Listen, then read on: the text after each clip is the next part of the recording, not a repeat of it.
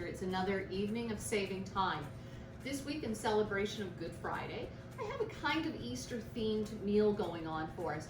It's lovely. It could be a light Easter dinner or perhaps a nice brunch or luncheon if you've got company coming, maybe not this year, but another year. We're making the best of it here. Either way, it's going to be a great way to celebrate springtime in our dinners, starting with asparagus, of course. What says spring just like that. We're going to do an asparagus gratin and a baked ham. All of these things are made possible with the good sales this week at Zehrs.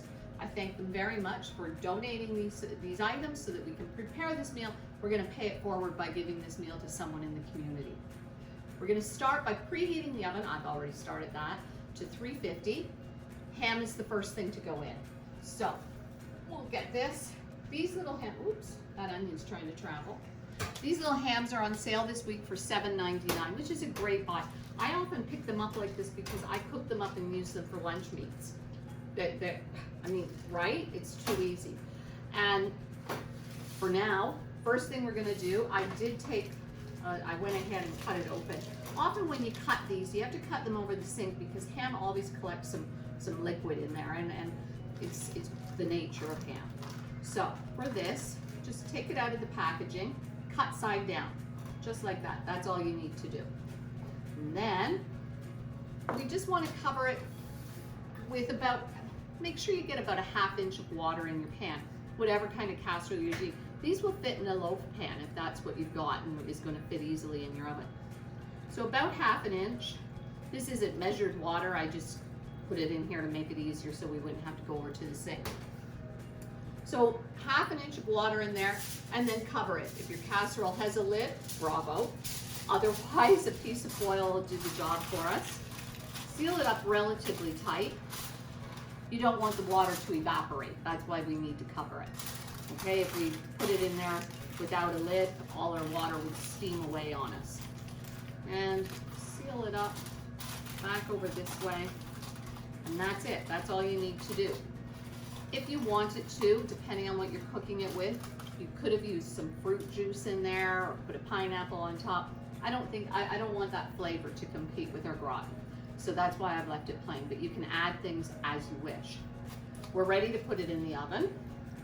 Right? Too easy. No wonder I make this for lunch meats. And so we're at 350. And I'm gonna put this to the top because I want to put my gratins in on that level. And I've got my racks lined up this week. We're not going to have the same problem. I will not entertain you in the same way. There we go. Basically, our ham needs about 45 minutes. I think, looking at the time, it's just before, it's almost 1/4 I'm hoping to have the gratins ready to go in the oven on the hour, about 15 minutes behind. It won't matter if we're a little ahead or a little behind. Those hams are already smoked. They're essentially cooked. Okay? So nothing bad will happen if we're a little ahead or a little behind. Now, I can get rid of this plate and I'll just put it over here out of the way for now. And now our gratin. So a gratin is essentially an easier thing to call it crustless quiche. That's basically what we're making. A gratin, even our scalloped potatoes was that just last week, week before, whenever we did them, they're a kind of gratin. So what we're doing tonight is asparagus, some green onion, eggs. I've got this nice cheese blend, which is a 3 cheese blend. There's Parmesan. With the asparagus, I like a strong cheese. So in this case, this has got a Parmesan in here. Gruyere and Swiss would be nice, anything like that, but something a little strong. Even if you go old cheddar, if you go cheddar, go old. You want that strong flavor. So, right off the bat, we're going to start by buttering our pie plates. I'm just using these foil plates because I'm going to be paying this meal forward, so we don't want to have it in dishes that they're going to have to return to us. This is an easier way to do it. So just take about a tablespoon of butter and give it a good coat. Now, we're not going to have any crust, as I said, so we need to butter the dish or it's not going to come out very easily. When you make pastry, plenty of butter in pastry, we don't need to butter the dish. For this alone, we want to get a good coat. Just to, I mean, it'd be a shame to have a hassle at the table then when you go to serve it. So we're just, like I said, I've got about a tablespoon in there, and you want to coat it. You want to make sure that you can see it on all the surfaces. If you have a nice deep pie plate, even better, okay? These ones are, if you have a nice deep one, you can add those 6 eggs. I'm using 4 because I know these aren't extra deep, but 6 eggs if you've got a deep dish plate. I have a few of those at home and they're very convenient. That's a mess. And I know I had a paper here somewhere, but I don't know where it went, so we'll use this instead. I had it. You know what? I think it's in my pocket. Too late. I was being so handy and then forgot. So we've got that done. Now, just like when you do a cake pan and you butter and then put the flour on the pan, I'm going to put a little bit of Parmesan. Now I'm making 2 quiche, and that's because we're sending this meal to a few different families tonight. Got lots of ham, and we're going to just prepare two of the pies, the gratins, so that we can share them out and everybody gets plenty. And we're just going to sprinkle about a tablespoon or 2 of Parmesan cheese in here. Parmesan just adds nice flavor. Absolutely nothing to lose by adding that. And there we go. So it's acting, like I say, kind of the way flour does when you spread it, you know, on top of your butter dish. And then give it a little shake around. Try to do it so that you don't see any shiny bits anymore. And then you know you've covered up all your butter. If you want to be super careful, you can roll it around and try to get on the sides. Not incredibly important. I hate to see it go to waste.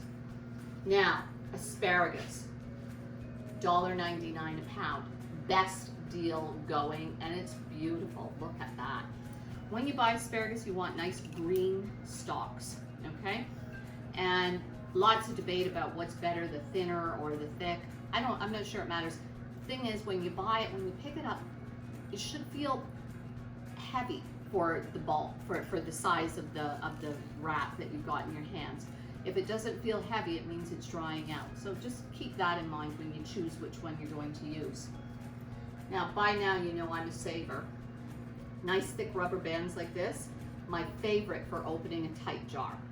When a jar lid is on too tight and you're thinking you have to ask for help, don't. Pride is on the line. Use a nice thick rubber band, put it around, works every time, I promise you. So hold on to those nice ones because they're the ticket. And I gave our asparagus a rinse a little earlier and then just had it standing there. Now we did asparagus before, so you know what I'm gonna say. You know where it wants to break because it will break there. Our compost bowl, gather it all up. It'll come back to us as more food. And we're just breaking the tips off where they want to break. You can see I'm not looking for anything here. It's just, it tells me this is beautiful asparagus. It's nice and crisp. See, that one didn't want to break. When I see there's a little thing there, and see, you get above that and there it goes. If you're struggling, you're in the wrong spot. Let the asparagus decide where it's breaking, just like that. And we're just getting rid of all these tips. Now you need about a ½ pound of asparagus. If for some crazy reason you don't want to use asparagus, but you like the idea of making a gratin, you can use any vegetable. I mean, spinach, tomatoes, anything you put in a quiche, you can put in a gratin. Broccoli is nice at this time of year. Anything goes. Basically, you want to have about a cup worth of, I think I'm going to have to let this one go, about a cup worth of filling. So, see now that one, see how it didn't want to break where I was holding it. It tells me. There we go. So, you want about a cup worth of your fillings. We're using just the asparagus. We'll use about a ¼ cup of the green onion, but it's not enough to worry ourselves about. Now, as we prepare this, I want you to reserve a couple of what you consider the best looking tops. So I like the ones that are nice and tidy and tapered and clean. And I want us to do that because we're gonna lay them on the top of our gratins and it will look so pretty. And this is a holiday, and anyway, it's always nice to make it look pretty. Let's choose, we're gonna choose those 5. And we're just going to, I just wanna save them to lay on the top. So we're just gonna do that. And those are my reserves. Okay, don't let me cut them up because you can tell that that's just the way that's gonna go. Now, we want about 1/2 inch pieces. So just start cutting. And you're just cutting them. There is no need to steam this first or anything like that. Just straight in. I really don't think that there's any need. It's kind of nice if there's a little bit of a crunch left in it. Now I have a full pound here because I'm doing for 2, but we'll just split it up when we get there. See how easy this is? Just get yourself a good sharp knife. Don't mess around with something little and that's gonna waste your time, because this way we can get them all lined up and go along in a nice quick move. We want to eat dinner. We don't want to think about it all day. Now, I have 2 bowls because we're going to mix our fillings in them. And I'm just going to scoop. I want to make sure I get tops and bottoms in each. So we'll do that. There's a good handful in each, and I think we can afford to do that and that. And just to be equitable, I think it needs to go that side, and then that can go there. There's our asparagus. Too easy. Now, our green onion. Now, if you have some yellow onion already, some storage onion, or even a part of an onion in your fridge at home, just use it. You don't need to use green onion. It's nice because, well, at this time of year it's nice, isn't it? Or if you have chives, in a couple of weeks we'll have chives. Mine have started coming up. I saw them the other day when I was wandering around looking for hope. It's there. There's hope. It's all over the place in the garden. There's things coming up. And if you go looking, you'll find them. I highly recommend looking. Okay, just start again. I'm going to cut the whole bundle. I'm doing 2. I don't like the look of that one, so I'm going to rip it off. And the same thing, that one. It's a little limp. I don't want it. I don't want it like that. And those ones seemed a little big. Okay. Nice and little on these ones. Just sliver them. And we're going to use the greens again. Just like that. And just trimming them up.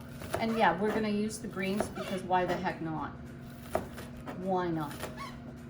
And there we go. So again, if you've got some onion at home, basically think to yourself you're looking for about a 1/4 cup. Or if you have a bundle like I do, probably only need half of it. But for me, this is the way to go. That was close. I don't know if Shannon got that on camera or not. It was almost exciting. Haha. Now, I love things like this for Easter because Christmas and Thanksgiving feel like turkey holidays, squashes, mashed potatoes, things like that. Easter, I kind of want the table to look like the spring I'm hoping it is. And so I like to do ham at Easter, and I like to do things like this.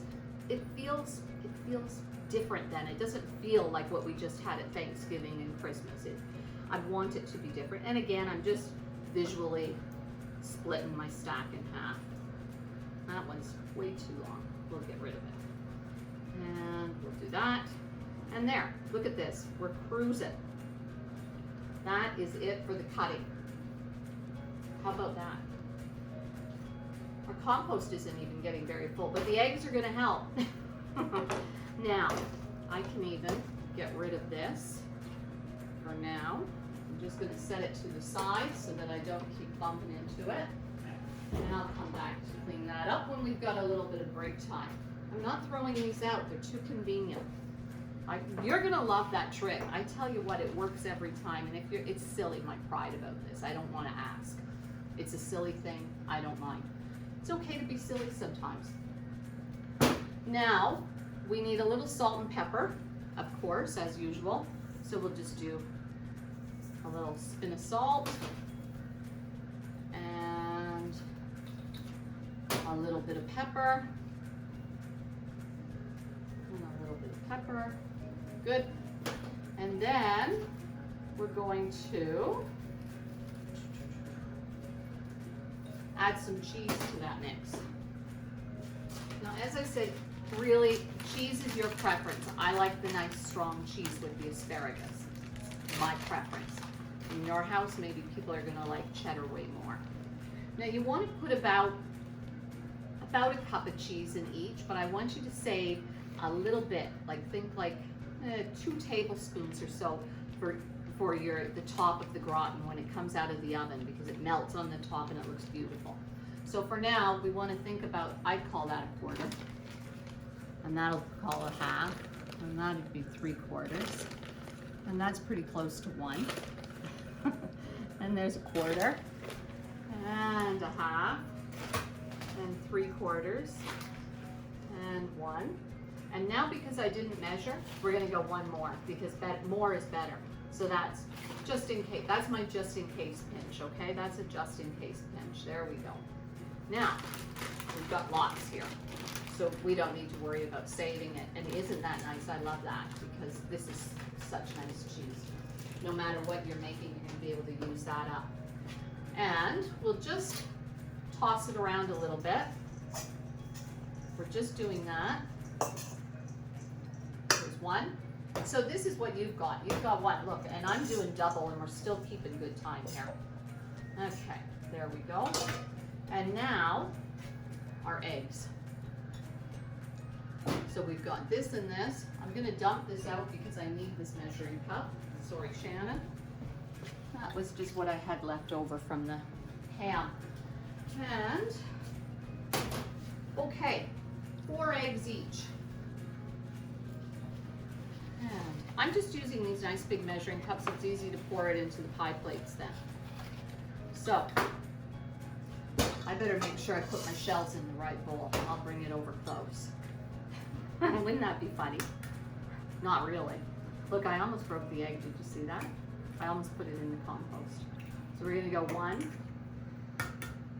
and 4 for each. And like I said, if you've got a nice deep plate, go ahead and do 6, okay? It's not gonna hurt anything, it's just gonna make it higher. And 3 and 4.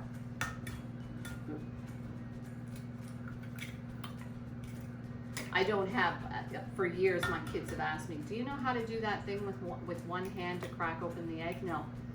And things like that, you know what? I'm not good at learning things like that, because I feel like, you know, I could ruin it. I could waste an egg by failing. And that seems like a big deal to me. It's not a big deal. But it feels like one. And I'd be all aggravated with myself if I did. So I'm not going to do it. I'm not interested in trying. This is tried and true. Good enough. And there we go. 4 eggs each. And these pie plates are pretty standard. So if you have like one of the normal Pyrex pie plates, I would stick with the 4. I think it's your safer bet. I'm just gonna, because these are small, I'm just gonna whisk the eggs with a fork and start by breaking them up really well. Once it gets full, then you're gonna have a mess on your hands and you won't be able to stir it up so much. So just make sure that you've got all the yolk and the whites blended. Just, you want to get rid of any stringiness there. And there we go. That one's good. And this one, and obviously again, you're only doing one your half the time. Quite often I just use a fork to do the eggs, because sometimes, unless you've got a nice deep bowl, the whisk can feel like a lot of work, because it's bigger than the bowl is deep, and then you can't stand it up in there or anything. You suit yourself on that. In there. And now we're going to add, again this week I'm going to use the evaporated milk. If you've got cream and you prefer to use like a 10% cream, by all means do that. For me, this is just handy, and again, same as before, it's not going to separate, it's not going to curdle while we bake it, okay? It's going to come up nice. $1.33. And you know what? Here, I'm really revealing things about myself now. Right now, carnation milk, on the cans, there's a coupon where you save $1 if you buy 2. So are you kidding me? I bought 2 for my own house because I got the second can for 33 cents. What do you buy for 33 cents? Absolutely nothing. I want to go 3/4 of a cup for each. So there's 1. And if we have any extra after that, we'll divvy it up between them. But I want to make sure I get 3/4 of a cup in each to start. And if you're pouring from either, I wouldn't use 2% milk, but whole milk would be okay, or absolutely go with the 10% cream if that's what you've got. So I've got just a tiny bit. I'm just going to divvy it. We're going to call it that. Of course, I could just read the measurements on those measuring cups and know for sure, but let's not be that fussy, okay? There's that. And give that a nice mix. Look at us go. Time to spare. The ham is cooking. I hope everyone's got a nice idea for celebrating Good Friday tomorrow. Something special, maybe a nice breakfast or brunch, something going on, a little something to celebrate a day. There. Now, we'll put a little bit. Actually, I'm not going to add more salt because we salted the filling, so we won't do that. But I will put just another little pinch of pepper in. You can always add salt at the table if somebody thinks they need it. Once it's in there, we're stuck. And you can't, it's like scissors, right? You can't put it back together once you cut it. And once you've added the salt, you can't take it out. So better if we don't go too heavy. A little bit of dry mustard. If you don't have dry mustard, but you have some Dijon in the house, then you can just mix in some Dijon mustard, perfectly fine. I like using the dry. You're gonna think about a teaspoon. So that's about a teaspoon. Teaspoon is 1/3 of a tablespoon, so that's my eyeball measure here. There we go. This is just gonna give it, you know what? If you don't have Dijon mustard, don't use yellow mustard. My goodness, do not use yellow mustard. Okay, that's for hot dogs and hamburgers. It's not for your gratin. If you don't, sorry. If you don't have any Dijon, Shannon is laughing at me and I really can't blame her. If you don't have either of these mustards, then use a little nutmeg, just a tiny bit. Nutmeg can work for you. Now, give that another good stir, just to make sure there's no lumpy bits in there. And I'm just checking my recipe to make sure that I'm doing it right. So far, so good. So far, so good. We've got the eggs, we've got the cream, we've got salt and pepper, mustard, fillings, asparagus, onions, cheese. Look at us go. I can't believe it. We're doing great here. Okay, now I can see some bits of mustard in there. See, that's exactly what you don't want. Okay. Give it a nice good, car just went by really quick. There's a fire somewhere. Luckily not in our kitchen. Okay, there we go. Now, again, set these to the side. We're gonna bring these forward. Each of these is just gonna go in the pan. I want you to put your fillings in the bottom. So we're gonna, look at how nice that looks. Doesn't it look like springtime? I think it does. And dump it all in there. Look at that. So good. I'm gonna use my hand, and I don't think you're gonna care. I think you're gonna be okay with that. There's one. Look at that, right? Nice. So pretty. There's, when leeks come in, my goodness, you know what makes an excellent gratin or quiche if you feel like rolling pastry? Then, if any of you are members at Westminster, you can probably understand why I'm not rolling pastry for quiche today after the recent number of quiches that were made here. I'm not doing pastry. Anyway, it's nice like this. Lots of people these days want to go gluten-free, or they don't want the weight of the pastry. This is lovely. Look at that. Do they look pretty equal? This one might look a little heavier. I'm gonna borrow. There. Leeks, I started to say, and then I lost track of myself. Bacon and leeks. Are you kidding? So good. So, so good. You've got to try it, okay? Foil pans are really flimsy when they get hot. Do not put a foil pan in the oven as it is, okay? You'll be sorry. You're going to go to reach it out of there and it's going to be like flimsy on you and cause you grief. Always set a foil pan on a baking sheet. Easier to do it before you fill it with the liquid too. Okay, so now we're just going to pour this over.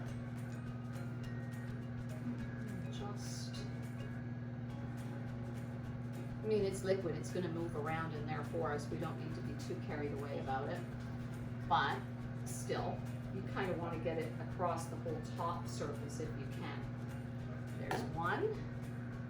Look at how pretty it is. I love this. I love springtime foods.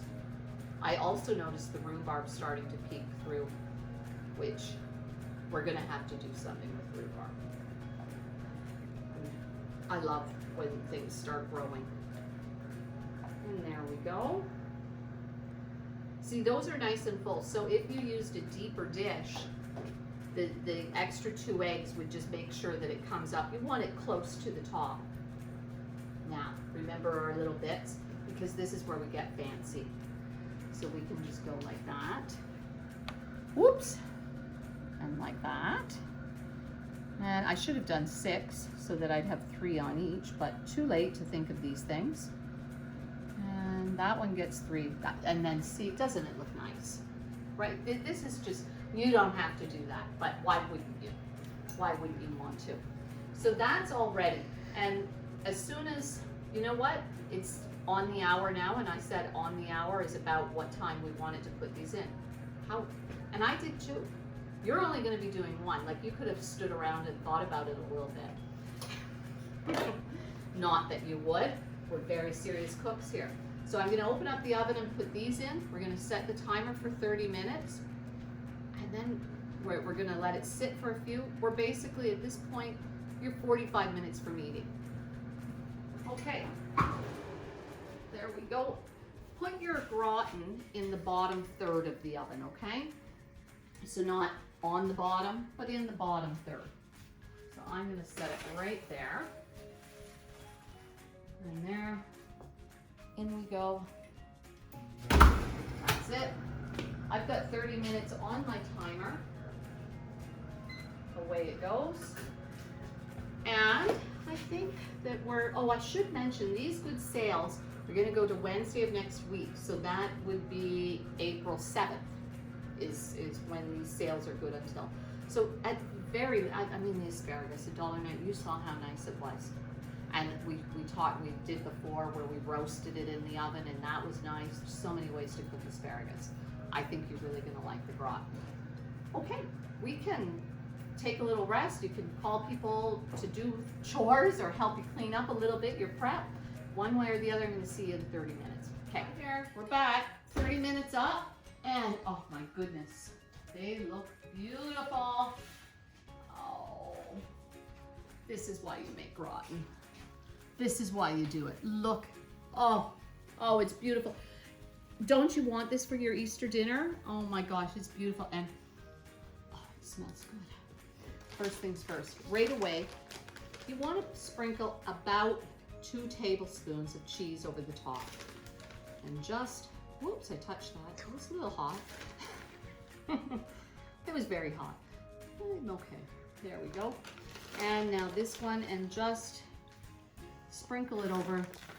It'll melt. We don't need to worry about that. That'll look after itself. We want it to sit for about 10 minutes. And whoops, I'm gonna do a little bit more. There, that's good enough. And now I'm gonna get the ham out. And, slippery. There. Bring the ham over here. I'm just going to shut that oven. It's very hot. There. Okay. Those are so pretty. And they will deflate. Like a souffle, right? It will deflate. They were a little puffier when they came out. They're beautiful, and oh my goodness, it smells good. As always, be careful when you remove the foil, the steam, okay? Mind yourself. So there's our beautiful ham. All we want to do, same thing, we need it to sit for about 10 to 15 minutes so that it'll slice easier. You've got whatever you've got for a handy tool at home. Try to drain off some of the water. And forks out, we can set them there. And then cover it back up with foil again, use the same piece, and just kind of do that. And now both things need to sit for about 10 to 15 minutes. 10 minutes, we'll slice the ham. We'll be ready to eat in 15. Set the table right now. I'll see you again in 10 minutes. Sliced up and ready for the table. Look at that. Oh, it looks so good. Now, we're just going to lift it off of the plate and cut it up. And look at all the fluid that came out of it still. Ham just keeps on keeping on. And that's why I always just get a clean plate over and over and over again. Who cares? Now, this is lovely and will be just as good left over. I always cut it in half this way first, and then it's easy to slice because I don't want to work that hard. If I do this, so much easier. Now, I like to slice it relatively thin, but at the same time, this isn't for sandwiches. So we want to make it so that you've got enough there to taste. And slicing it all up, you've got lots of ham here because there's no bone in this ham. So there's plenty. And if you have leftovers, my goodness, right? Sandwiches or into an omelet or a nice, into soup, who knows what. They're not going to be around for long. Whoops.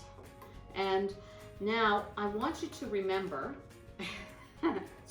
when you watch the video, if you have friends, family who you think would enjoy these recipes, please share the information with them, share the channel with them, encourage them to watch as well. These sales are Ontario-wide. It's not just Orangeville sales. So there's no reason why anyone who lives, the recipe is always good. The prices are good across Ontario.